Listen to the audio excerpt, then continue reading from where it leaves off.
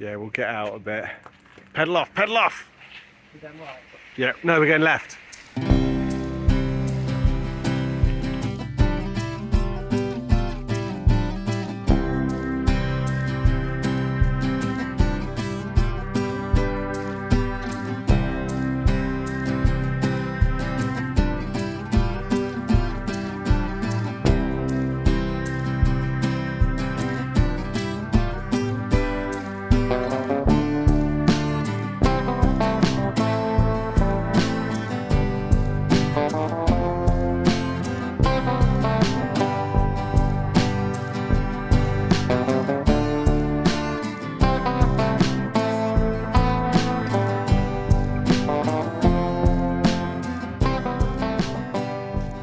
When we woke up this morning, it was absolutely pouring with rain. Torrential, dismal, grey miserableness. Over breakfast, it eased somewhat. We set off in to do the Winchelsea loop, which is a sort of extra few kilometres loop out of Rye. And now we're here, out on the shingle beach just down from Rye, and the sun is shining and the sky is blue. And it is absolutely stunning. I'm not going to lie, I feel like absolute death. I got a headache, I got a sore throat, I am full of snot and paracetamol, sick to my stomach. All I want to do is be in bed. But there's nothing for it. We've got to cycle back to Folkestone today. And this is not a bad way to do it. Beautiful. Alan, say something funny, I can't think of anything. It's beautiful today, and Jeff is full of snot. He always is. And yeah, come along for the ride. Come along for the ride.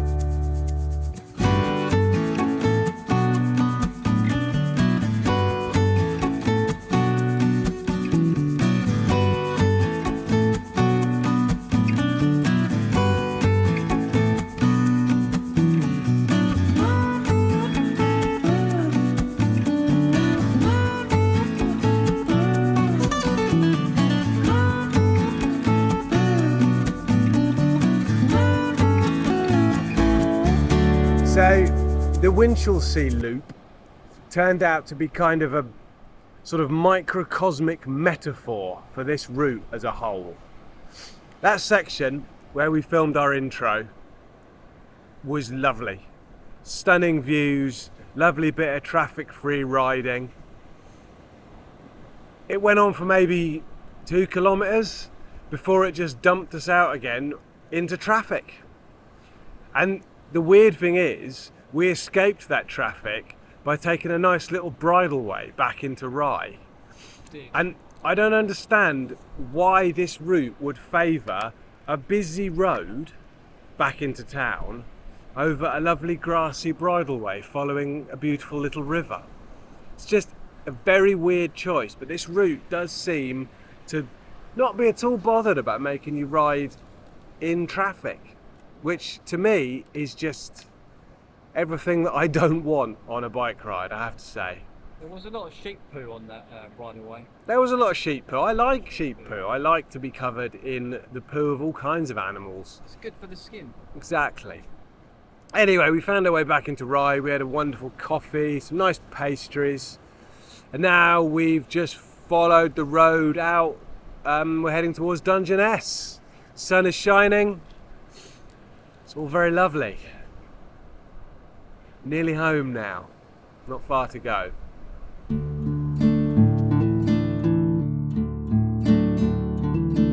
Jeffers, there's a rainbow coming out the top of your head.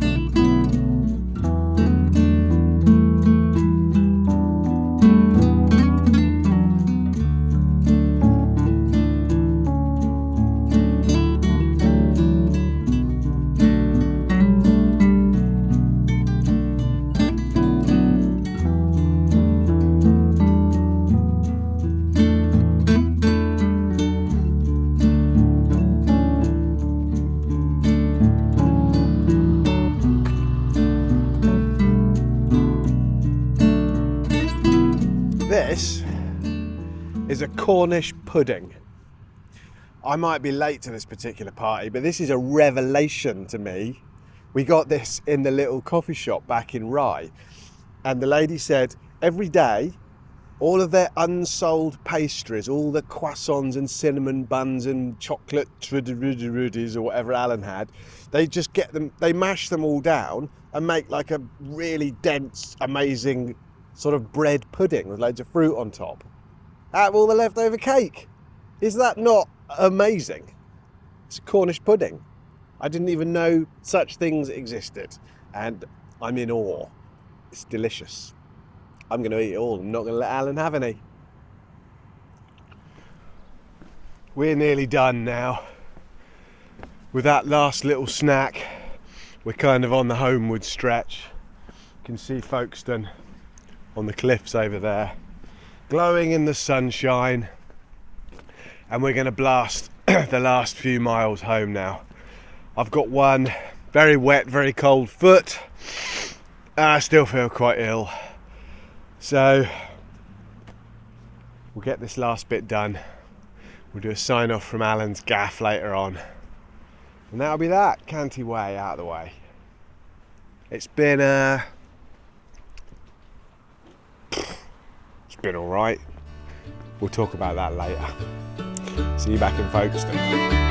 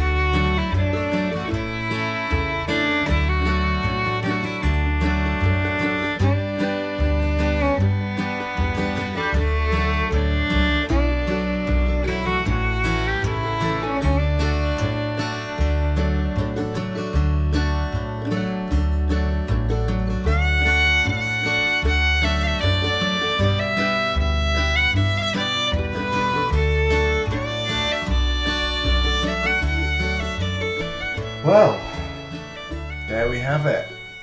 4 days older, the Cantii Way behind us, back in Alan's wonderful refurbished house. This is the only room that's refurbished. Half refurbished. I don't really know what to say about this one. It had some really nice bits. There were some beautiful moments.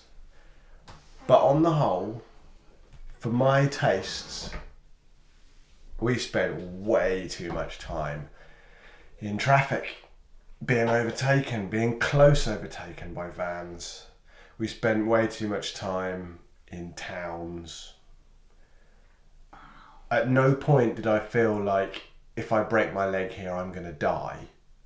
It was always more, if I break my leg here, it'll be a slight inconvenience getting home. And I want to feel like I might die at any minute. I want to feel lost and alone in a mighty wilderness. I want to feel like Alan might be eyeing me up to maybe eat me if the night goes south, you know. So, yeah. It had some lovely moments, but it wasn't exactly what I want from a ride. But then, who am I? Who am I to say such things? What does Alan want from a ride? I want to be never too far from the tarmac, never be too far from civilization. They can't do the same things really, but then you can't really, I guess you can't really expect to go on a trail without having to at least hit some kind of major road at some point. But No. I do get what you're saying, and I do agree there were points of it that seemed like there was too much traffic, but That section That's from what it Y is. to Rye, as we've already discussed, made me want to punch myself to death in a lay-by. But, you know, around Dungeness today was absolutely beautiful. and that would be hard to explain to the chief of police. I'm taking Alan down with me if I punch myself to death. Framed for your murder. Anyway, it was nice. We had a lovely few days. We're back now. I've got a beer. We've just had a curry. We're going to watch Star Trek. Brilliant. So all that remains is for me to put the names of my monthly Ko-fi supporters over Alan's face. Sorry, Alan. Get off Alan's face. All of you fine folks sitting on Alan's face at the moment. Thank you so much. As always, I don't really know what to say. Your generosity astounds, humbles and bewilders me. Everyone else, thank you for watching. Like and subscribe. Hit all the various buttons, bells, thank yous. Check the Ko-fi link in fact, just have a look in the description. I put all kinds of amazing stuff in there. Affiliate links, gear, stuff. Maybe one day I'll write a poem in there and I just won't tell anyone. I'll just leave it there. Mystery poem. Probably complaining about tarmac. An Ode Against Tarmac by Jethro Jessup. Anyway, Alan always makes me do really long outros. Stop it. See you all on the next one, people. Bye now.